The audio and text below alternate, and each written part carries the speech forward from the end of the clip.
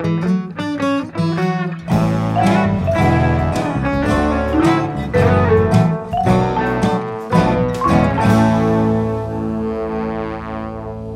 keep wanting to say good morning, everyone, but that's not happening.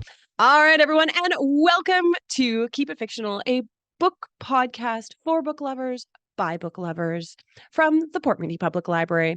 I am your host, Kareen, here with my fellow book friends, Sadie and Virginia. And it's been a while since we have recorded a podcast episode. So how is everyone feeling? Are you like back in the podcasting saddle? Do you remember how to talk? No. See, it's so bad that Virginia is not even like answering. She's just like shaking her head, forgetting that this is like an audio medium. Yeah. Yeah. So we're doing great. Thankfully we have a great theme.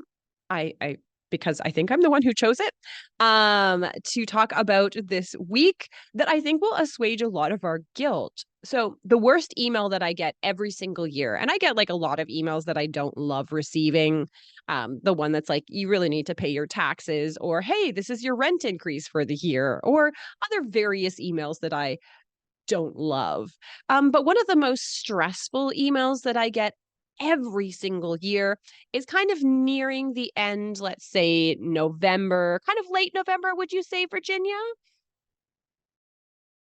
I give people plenty of time to mull over this. So I would say at least early. I give people warnings, many warnings, many warnings. Yeah, the warnings aren't really the problem. It's more the content of the email that Virginia sends that kind of sends me into a bit of an existential tizzy. And this is the email that Virginia sends to all staff members at the library to have them send into her their top books of the year. And, like choosing your favorite book is very difficult, but then you also have the added stress when you go through your like list of books, your Goodreads, and or your rather intense spreadsheets, and you realize that you actually haven't read that many books published this year. And then the real panic sets in. You're like, oh boy, I really have to, in the next 2 to 3 weeks that Virginia gives us to kind of get our acts together, to really concentrate on reading all the books that year that I meant to get to that I just didn't because things seemed so much more exciting or so much more shiny, or for whatever reason that you didn't get around to all these new releases. And so this topic is to kind of give past us a little bit of grace, is to give us just like a little bit of a reprieve from the ominous specter of that email. And that we are not choosing our favorite book of this year. Actually, we're not even choosing our favorite book of last year. We're just choosing a book that was published last year, one that we didn't get around to, or that in this kind of like mad flurry towards the finish line of 2024, we're just focusing on all these releases. We're allowing ourselves to travel a little bit back in time to go back to a 2023 book, which I thought would be quite easy because, of course, I always have a stack of library books at home, until I started going through them and realized that they are all published in 2021, which was apparently a baller year for publishing of books that I just didn't get around to, as I was frantically flipping through all these books saying one of you has got to be published last year, in a complete panic last night.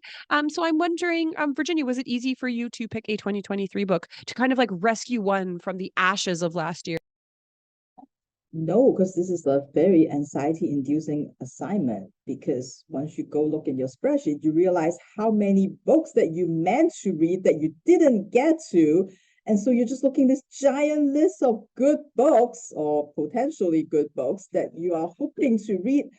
And to pick one was really, really hard. So this was not good. And it makes me feel more guilty about not getting to them. So opposite of all the introduction that you just said, basically.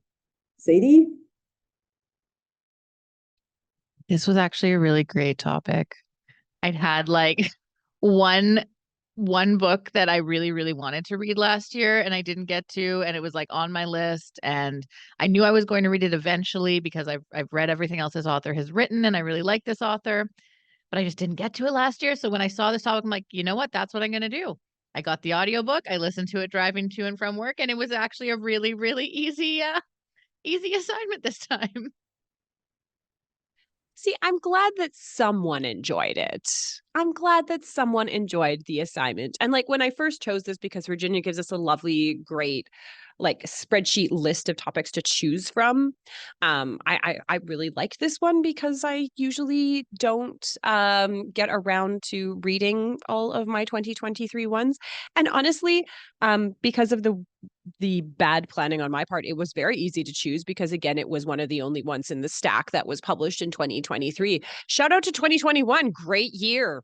Great year. And then there was a bunch of books and translations that I was like, "Ooh, does this count?" I feel like it was published in 1967, so probably not. And you know how closely that we hew to a theme here at Keep It Fictional, religiously following to the letter the theme that is dictated out to us. So at least two of us had a good time with this topic. One of us is like riddled with regrets, which is what we love here. So I'm going to pass it over. Unfortunately, Sadie is trying not to make eye contact, so I'm going to choose her, which is my strategy whenever I'm doing anything. So Sadie, what is the 2023? See, this is why I should not have been the host for this one. Everyone knows I have a problem with years and dates, and the very date-based theme is just in my lap. So get ready for a real time traveling episode. But Sadie, what is the 2023 book that you chose to read? I'm just curious how you avoid eye contact on Zoom. Because I mean, I guess because I don't think I ever really look directly into the camera, as I don't think many people do. I feel like we often look at the videos of the people and of ourselves. And so yes, just a curious question. Anyways, as I mentioned, this was a really great topic because I had a book that I wanted to read. Sorry. I had a book that I wanted to read. And so when I got this topic, it just fits so perfectly. This author's books are often a little bit longer, so I didn't get a chance to fit it in last year. So yeah, it was perfect. So I ended up reading Homecoming by Kate Morton. And I listened to the audiobook of this one, as I said, which was narrated by Claire Foy. And like most or all of Kate Morton's books, this book starts in the past. So Christmas Eve, 1959, in Adelaide Hills in southern Australia. Outside the small town of Tambilla, local man Percy Summers stops at a creek and swimming hole to allow his horse to cool off. It's been a hot day, and Percy has been on the road since dawn, returning from clearing brush. He knows that he's now officially trespassing onto the Turner land. The land and the house is owned by Sydney man Thomas Turner and his English wife, Isabel. However, Isabel has always told Percy that he is welcome to cut across their land anytime he wants. Percy and his wife, Meg, own the local grocery store, so they're often making deliveries up to the Turner house. And so they're friendly, and he knows that they won't mind if he walks across their land. So when Percy comes into the clearing by the swimming hole, he thinks they must all be sleeping. Their picnic is spread out around them. It's already eaten. The children, still damp from a swim in the creek. The baby, Thea, her basket is swinging lazily between two trees.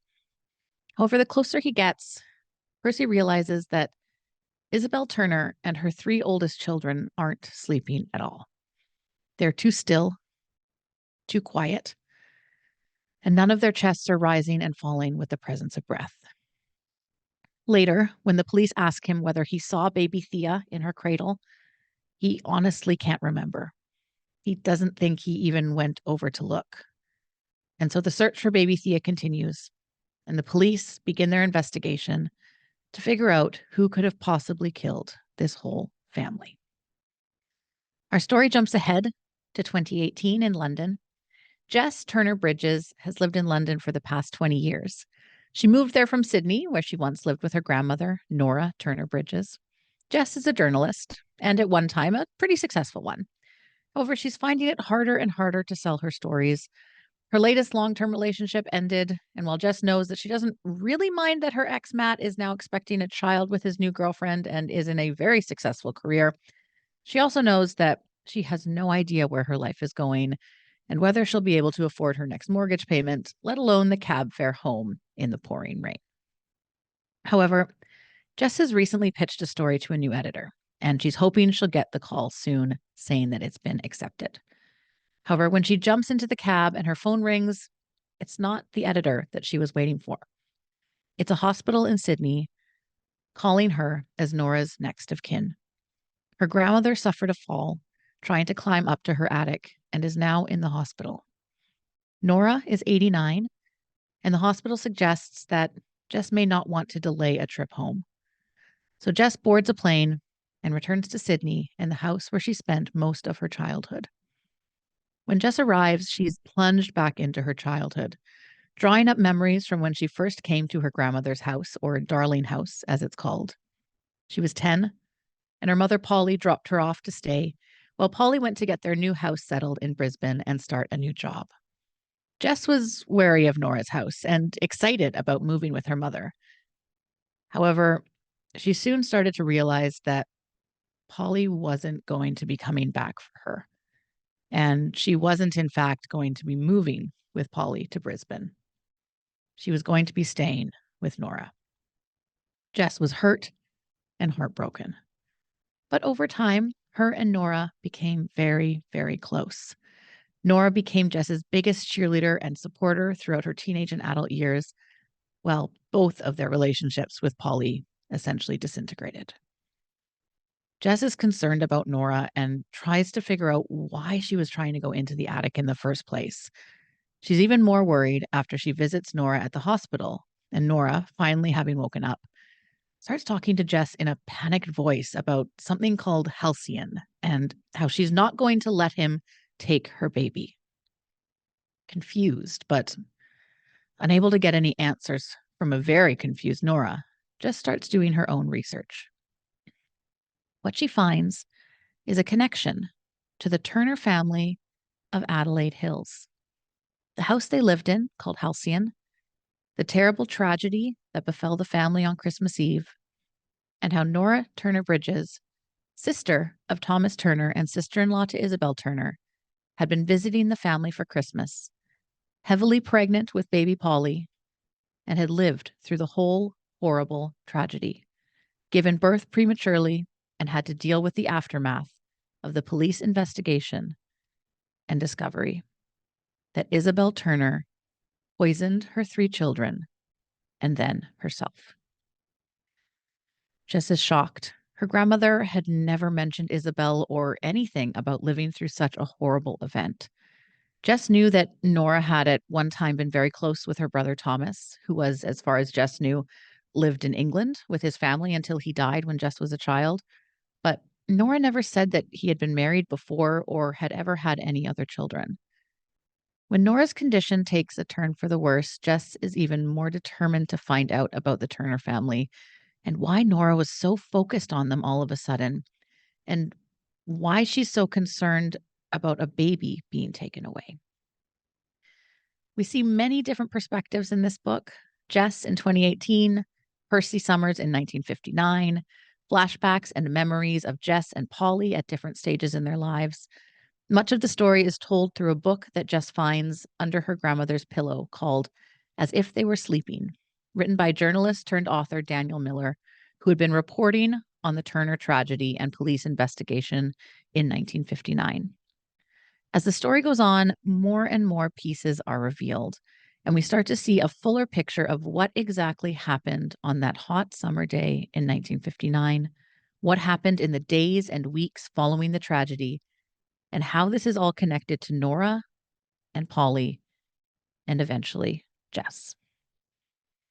This book very much follows the Kate Morton formula, which is quite comforting in a way. I feel like when you pick up a Kate Morton book, you know exactly what you're going to get.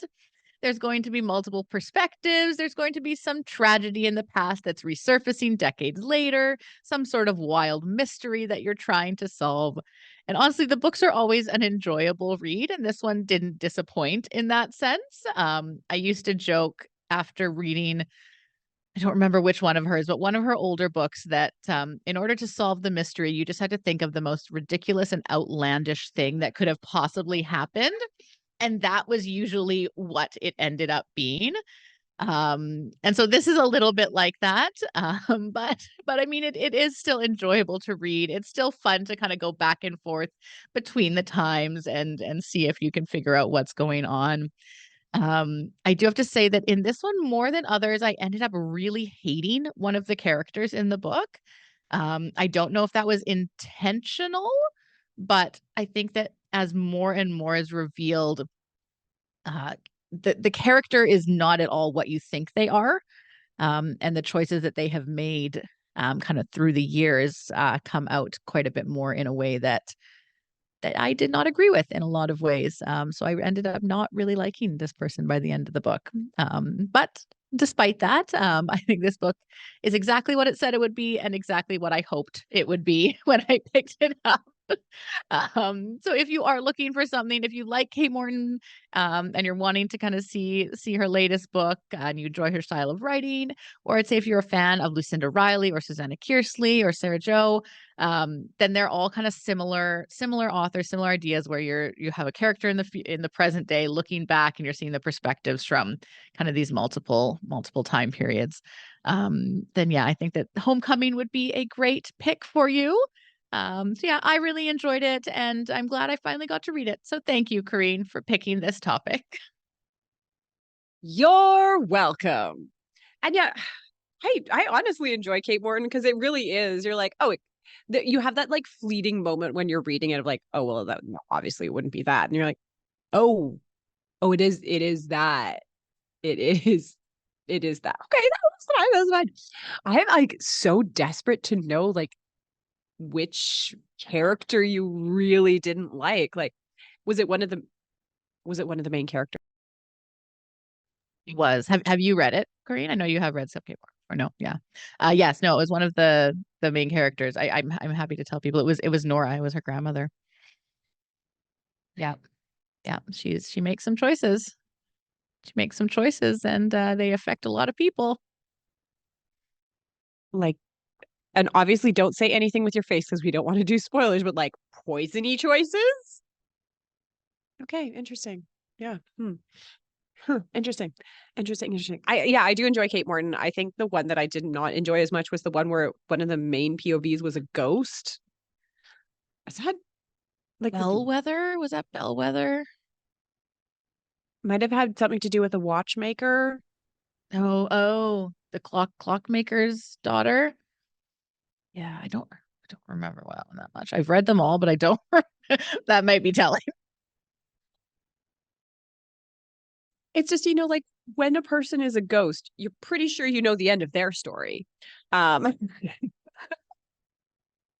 there's not like a ton of suspense in there that you can do with that. I'm going to ask Virginia Gypsy because I want to see your facial expression when I do this. And apologies to people who listen to this podcast. Virginia, have you ever read a Kate Morton book? Of course not. What did you expect? Of course not. Do I plan to? Of course also not. So yeah. Just thought I would ask. You know. Well, thanks for including me in the conversation. See, the problem is with like three people, it would be very awkward if I just left you out of this conversation. Is like Sadie and I went off on a Kate Morton because Sadie and I do have like that Venn diagram overlap of like stories where one of them is in the past and one of them is in the present, like because it's just fun. But that is tough when you genuinely like hate one of the main characters. You're like, oh, good, back with you. And I mean, like, luckily it like slowly comes out what a terrible person she is. So you don't hate her the whole time. Like I said, I don't know if it was intentional because like there's some very deliberate things that she does, and you just like as more information is being released, you're like, am I supposed to really dislike you? Because I just can't. I mean, that's a bigger thing of making a very unlikable character, or starting with a likable character and then making them horribly unlikable as the story goes on as one of your POV characters. To kind of pull that off as a writer is tough, because you don't want to feel at the end of the story, well, I feel betrayed. Like, I spent all this time with this person and they turned out to be real jerk. So that is an interesting departure from Kate Morton, because I feel like usually her characters, like, they make bad choices, but you understand why they're making those bad choices, and you're like, okay, fine, like, abandon your child in the garden and walk away, like, I guess. But yeah, to make someone like unlikable and sympathetic at the beginning and then slowly reveal that that's a tough thing. Virginia, can you think of any books that kind of pull that off? Well, unless you're like a like an actual villain, right? Like, there's a lot of those that, like, they try to make it like, you're not supposed to like them, but yet you do end up like, I feel like that was supposedly one of our topic, which we never did. Yeah. Yeah. But I don't know. It reminds me, okay, and spoiler alerts for The Murder of Roger Ackroyd by Agatha Christie. Has anyone read that one? Okay. So this is like one of the most controversial books in, like, the mystery canon, like Golden Age mystery canon. And it's because this, a very simple, cozy murder mystery, written by Agatha Christie. We kind of know what we're getting into. Um, it's a Poirot. So we're like, okay, I understand the structures, I understand what's going on. And occasionally in Agatha Christie murder mysteries, there's a different POV character, who's like commenting on the mystery, and then the detective kind of comes in. And so you go along with your main character, and it kind of goes through, and he's kind of helping Poirot investigate. And you're like, okay, cool, like, let's get to the bottom of this. And then at the end, it turns out that our narrator, who has been helping investigate the crime, is the murderer. And people either love this and think that it's very, very clever, or they're furious, because it's like a giant screw you to the reader of, like, playing with the conventions of the genre, where you take someone who is very likable, and at the beginning of the story they're wonderful, and you're like, I'm invested in you, I'm really happy for you, are you going to find love? And at the end you find out they're a stone cold murderer, and they've been lying to Poirot the entire time, which is so unacceptable. So yeah, pulling that off and making you not angry at the end, like, does Kate Morton pull that off? I don't know. I mean, I think that, like, there's a lot of choices that this character makes throughout, like, their entire life, and that affect a lot of different people. And some of them I think are completely understandable. Some of them I get. And then there's some, and maybe it's just like me, maybe it's just the choices that they make that I just don't think that like, when you take someone else's life and you completely change what it was going to be, and their perception of the other people in their life because of a choice that you have essentially pushed onto them. It just, I struggle with that. And so I think, like, maybe that's why maybe it wasn't supposed to be a decision that made you hate her, but I just, so yeah, I don't know. I mean, I think that you're not supposed to feel as sympathetic towards her as it comes across at the beginning. And maybe that is intentional, that you kind of see her as a flawed person and a flawed character, and you're able to kind of see that change. But it just, I don't know, it. I don't think so, because if she set up at the beginning of, like, oh, it's your dying grandma all alone in Australia, you need to come and help her, like, she set up as like an ultimate sympathy character, and then Yeah, it's interesting. It's interesting. So yeah, curious if anyone else has read it and it's felt the same way. yeah, get back to us, Kate Morton, explain your methodology, explain your thoughts. All right. I'm gonna go next. just before I forget this book, because again, as mentioned, stayed up really late reading this one. I was reading another book, again, one that was not published last year, and so kind of shot my foot. And when I realized at midnight, I was like, "Oh, what a good book!" And then I was like, "Oh boy, I'm out of practice. It's Thursday night." So again, I looked through all of my books and picked out one that was published last year, and that I ended up really enjoying. So I'm quite pleased with that. Because if I had to stay awake up until like 3 o'clock in the morning, I would have hoped it was worth my time. Um, so this is about Maximum Medium Claire. She is a 30-something burnt out millennial with a history degree, which has been so useful in the job market. She is self-employed, and her only customer right now is her old university friend, Figgy Wellington Forge. And Claire has been hired to come down to Figgy Wellington Forge's fancy country house in the middle of nowhere for a family soiree. It's her Nana's 80th birthday party. And so Claire has been brought there. She has been hired to provide the entertainment. Now, Claire never goes anywhere without her bestie. This is Sophie. They have been best friends since they were teenagers, and she always travels with Sophie. And so the two of them are on this train to the middle of nowhere in a country house in England for a birthday party. And I think we all know where this is going, because you should never celebrate anything in an old country house where there is like an elderly person who's thinking of selling the land in order to make money. And then all the family is gathered there with like different motivations. Mistake. So anyways, Claire shows up to this crumbling country manor. She meets Nana, who's lovely. She meets Uncle Basher, who is an ex-police officer. She meets Alex, the 18-year-old non-binary fashion icon. She meets Monty and Tristan, who work in the city in finance. She meets Clementine, who's kind of a menace in the kitchen and debones chickens in a way that is deeply threatened. And she meets a bunch of people with names like you pretty much expect, like Tuppence, Tremaine, lots of British things.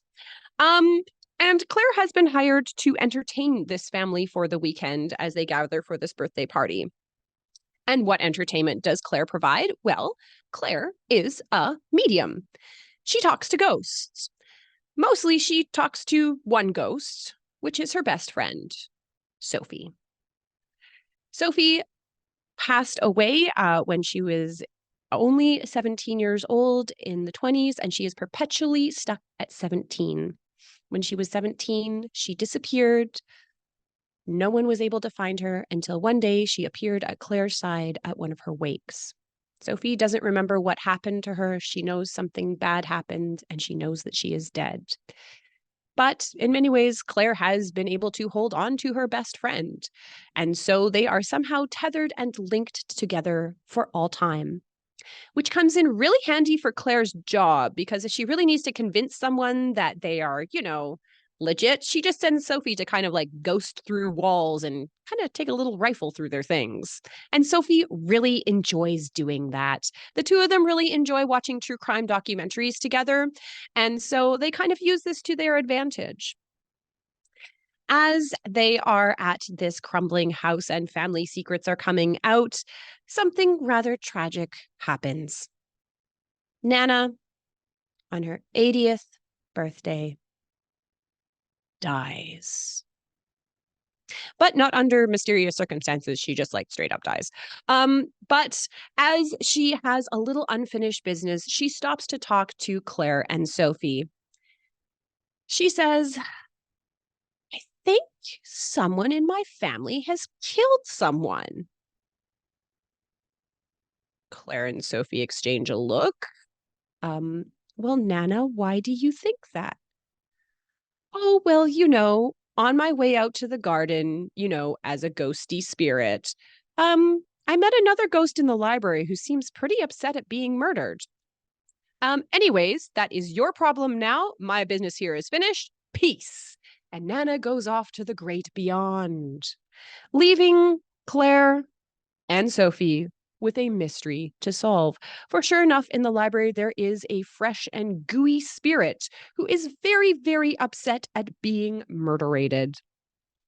So it is up to Claire, her ghost friend Sophie, to join kind of forces with the only two members of the family who are definitely not murders, Uncle Basher and Alex, to form a kind of horrible drunken Scooby-Doo quad to try and solve this mystery. Sophie, for herself, is very excited to have something to do. Claire is very thrilled to put all of her crime show knowledge into place. Uncle Basher thinks they're all crazy, and Alex, an 18-year-old, is delighted by all of this. They come together in a terrible, terrible Scooby-Doo moment, which turns out to be a mixture of kind of like Midsummer Murder, Ghosts, the TV show where there's all the ghosts in the manor that talk to the people who run a hotel, and Girls. Because Claire, 2 o'clock in the morning in my bed, just going, oh, lay off the cider and make better decisions. In a very funny, very irreverent, very fun little mystery. The debut novel by Alice Bell, which is Grave Expectations. The sequel has also just come out that I will actually read. This is very fun, very funny. And if you're a big fan of like true crime and the mystery genre, it is a lovely send up for it. Alice Bell is a kind of like video game journalist and writes in a very pithy, very funny style. And the mystery was kind of like good enough. Good enough. It was fine. It was fine. It was fine. Mostly I just I really loved Sophie the ghost, the millennial who says LOL. Don't know why that made me laugh, but it was 2 o'clock in the morning and it was really funny with all of her little like butterfly clips in her hair and like all of her beautiful slang of being 17 years old. It's actually like a really cute found family story of they're all gonna like join forces and like make a detective agency together, which really kind of like stoked my Nancy Drew energy. So I really enjoyed this. I think this is a wonderful debut. It's fun. It's a little bit of a mystery, and it's very, very funny in the way kind of like a Maureen Johnson book is. Someone who really understands the genre and is just kind of playing a little bit with it, plus ghosts. Plus ghosts. And so that I'm really glad that I picked this up. I'm really glad we're at this topic. And I'm really, really glad that it was published in 2023. Real handy for me. All right. So yeah, that's my pick. That's my pick. So again, we're doing this. We're happy with things. Virginia, you had a lot of angst on this topic. How did you land on which books to choose? Well, I mean, despite the angst and the anxiety, I am glad that I get to like have an incentive to tackle one of the books. And the one that I ended up picking wasn't really even on my radar until it won the National Book Award last year. And it's one of those awards that like very few awards that I care about. And I only care about it ever since they gave it to Interior Chinatown, of course. Um, and that's why that award is now like great. But I have to say, ever since 2020, when that award was given to Interior Chinatown, I have read every single winner since then, and they have all been great. They've all been good. Like I think I love 3 out of 4 of them. The other one I like, but maybe like not love as much. Yeah. Well, yeah, no, you can guess. Yeah. So I think it's also maybe a coincidence. And so this may be a completely inaccurate assessment, is that I feel like this award does reward authors who are willing to take a risk. It does give it to stories that really stretch out definition of like what a story is and how you can tell a story. And that seems to be sort of the pattern that I have, at least in the last 4 years, it seems to be that. And so I was quite excited to read last year's winner, which is Blackouts by Justin Torres. And it did not disappoint at all. I think if I read it last year, it would definitely have made it into one of my top 5 books. That is how good it is. I also realized that, of course, I'm going to regret picking this book because this book fits our next week's topic perfectly in every way, including the title. So yeah, okay. I might have to talk about this book again next week. What was I thinking? There's so many 2023 books I could have picked. Anyway, so this book is about a 27-year-old, our unnamed narrator, who has used up most of his money to take a bus to a place called the Palace. This is the name of a decrepit building in what the book described as is in part of a desert, even though I don't think it's really in a desert. And he's here to find a man named Juan. Juan is a much older man than our narrator, and that our narrator has spent some time with more than 10 years ago when they were both institutionalized. Juan is dying, and before he dies, he wants to pass on a project that he has been working on all his life to our narrator. And this is a project to uncover the true story of Jan Gray. Story of Jan Gay. Jan Gay is a researcher, and she has spent all her life gathering stories and interviewing other gay people, other lesbians, and she hopes to publish a book with all these stories in them. Unfortunately, at the time, you don't get published unless you're a white heterosexual man. So it pains her to do so, but she realizes and she knows that the only way that these stories can be out there for people to read is if she finds a white guy who will put his name on the book. So in 1941, a 2-volume book titled Sex Variants Study in Homosexual Patterns was published by author Dr. George W. Henry. And of course, when Jan Gay read her book, all her work has been presented in a completely different lens than what she intended. At that point, there was a strong need in the medical field to pathologize homosexuality, and all the people that she talked to basically end up serving as examples of how homosexuality, like any disease, like any mental health issue, are acquired. There's behavior that can be changed, you can unlearn it, and there's a cure for all of this. And so all her work and all the intent of her work has been erased and appropriated. So Juan has spent his life trying to get to this real story, and he knows he's dying, so he's hoping to pass this on to our unnamed narrator. And one of the things that he passed on is a copy of Sex Variants, but his copy has a lot of lines and a lot of things that are blackout, hence sort of the title of the book.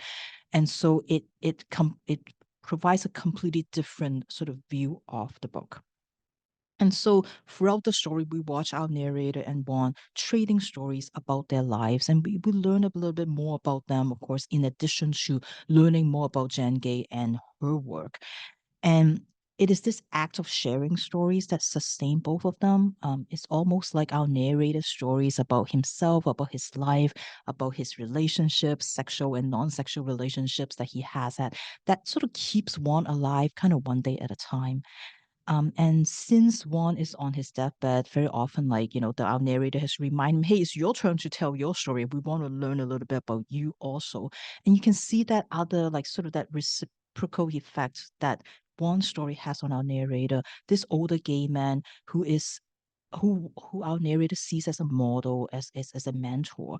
And he's looking to Juan for recognition, for acceptance, try and for him so that he can understand like more about himself and his place in the world, and he thinks that Juan can provide that for him. And of course, this theme of continues in their project as they learn more about Jan Gay and all the people that she interviewed. We learn about why Jan Gay's story is important, and we learn about how all these stories have been erased and been usurped that happens so frequently throughout history, are not forgotten, and that like the new generation inherit all those experience and make them live on. And I love the idea that like the copy of sex variants that they got is blackout, because what this person did, like is to this very, very clinical, probably very, we don't know because you can't see all the words, but they're all blackout, and presumably a very like clinical account of all these interviews and all these stories of these people, like in that act of like I'm blacking out this clinical account, blacking out certain parts of the text in, that we kind of regain the power, we return this power to all the queer folks that Jen Gay interview and then Jen Gay hang out with. And we use that same weapon to reclaim and to restore what's theirs. And it was just really wonderfully done. I feel like Blackout is like you read like a very long like hallucination, and it's very dreamlike throughout the thing, and that's my kind of book. And not only do we get like sort of the stories between our narrator and Juan, the stories that they exchange, and it was always described in different forms. Their lives are described differently. Sometimes, they're like, oh, let's do it like a screenplay, or let's do it like, when we tell it in reverse. So it's a very sort of different non-linear way of telling the stories of the two of them. But there's also a lot of photographs and illustrations included in the story that you can kind of get ideas of like what should try to piece together what this story is all about. And all of them were explained in the notes in the book at the end of the book, but it's not really like a scholarly kind of like just providing the source of these photos, but it's also like peppered with a lot of the narrator's thoughts and his interpretation of what actually happens. So you get a bit of that. And then there's a lot of references to art, lots of references to other books in this book that you have to kind of decipher. And then you kind of have to have like kind of Wikipedia, like kind of beside you, like just try to, look things up as you are kind of as things are mentioned. And then of course we get the excerpts from the book Sex Variants. So you get all the blackout bits and you read about the lives of these people and how wonderful they are, because like the parts that are like, like the parts that what these doctors are trying to do have been erased. And then of course another layer for the book is that like there are a lot of characters that are actually real people, maybe have a different name. So, you kind of find that out, in the book there. And so there's a lot of facts and fiction all mixed together. So you're never really quite sure what's real and what's not. And I love sort of just that combination. This is definitely for me probably the right book to start with Justin Torres. His debut novel, We the Animals, is probably more like I'm assuming sort of more popular and it's supposed to be a little bit more straightforward. It's been made into a movie, I believe. And so I would say, like if you are think I would love to for everybody to pick up Blackouts, but I understand that this may not be sort of the book for everybody, just because of the way the structure of the story is. So I hope that you still pick up a Justin Torres book, pick up We the Animals if you're looking for a little bit more of a straightforward story, and give you just that's kind of this kind of story that you prefer. It would be a great choice for Pride Month, like of course. But if you are willing to try to piece together a story, if you like sort of things that are convoluted, I would highly, highly recommend Blackouts by Justin Torres. Excellent. Honestly, because it won the National Book Award and because of Interior Chinatown, right? Like, and that was a book that I think like played as you said, like they really do reward that kind of like experimentation in a way that a lot of other book awards maybe don't, that are going for just kind of like straight prose. And I feel like sometimes the National Book Award is like more about the storytelling than it necessarily is the prose. Not to say that the prose isn't beautiful, but it really does kind of narrow down on like the how you tell the story. Okay, which is the one you really didn't like? Oh no, they're all I like I love three of them. And the other one was okay. Like I like it, but it's okay. Name names, Virginia. No, you figure it out. It's not that hard to figure. There are only four I have a choices. It's not that hunch. I hard to have a figure it out. hunch. I have a Yeah, hunch. it's not that hard to figure out. I have a hunch. Honestly, that does sound really good. Yeah, really good if you're kind of in the right mood. All right. Well, I thank you all for taking like a journey through time to 6 months ago and giving us kind of like more stress when we get that email in November of like, oh, that book was so good, it just missed out. But maybe for our what do you call that when we do our best books of 2024? You get like special honorable mentions that we just kind of like sneak in really fast. Maybe you will see some of these on this list. So do we need to do a book published in 2024 episode just so that we can make us read? Just so that we have at least one? Just in case? Yeah, not a bad idea at all. Would really appreciate because again, 2021 has apparently been my sweet spot. Every single book I've read, I'm going through because I'm like, it's mid-year and I'm like almost in a little bit of like, oh, it's you're running out of time here. You're running out of time. It's halfway through the year. You need to get on top of this. But again, I'm stuck in 2021. So yeah, maybe if we do one of those and then we could do best of 2021. Celebrate that year.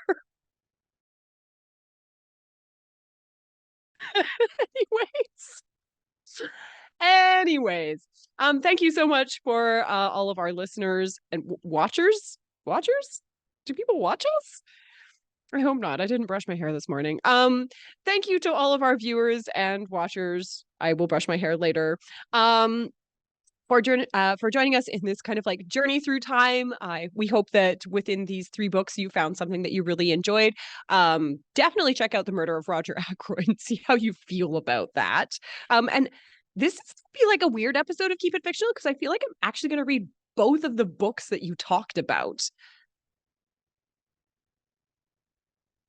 Oh, this really is a weird episode. All right, But thank maybe you. wait until next year so that you can read some 2024 books. You're so right, Sadie. I have got to be strategic about this. So thank you so much for everyone. Happy reading in this year or the next year or the year before.